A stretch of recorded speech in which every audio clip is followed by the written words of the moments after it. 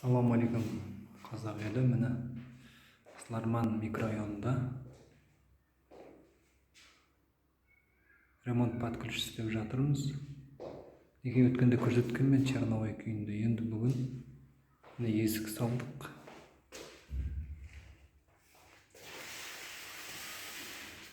Есікті навестері мына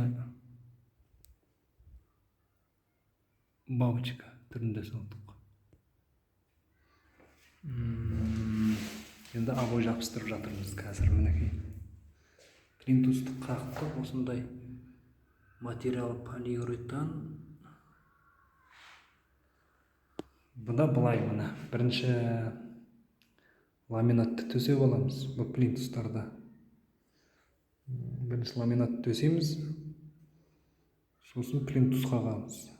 Плинтусты қағып, шелдерін бәрін замазкамен жауып, одан кейін барып обойды жабыстырамыз. Сол кезде шелдерін бәрі осындай әдемі болып шығады. Мінекей обой жабыстырып жатырмын қазір мен. Алдағы уақытта толық біткен түрін көрсетемін. Плинтусты немен жабыстырамын дегендерге міне мынау жидкий гвоздь 96 деген бар. Осы өте жақсы жабыстырады. Клей.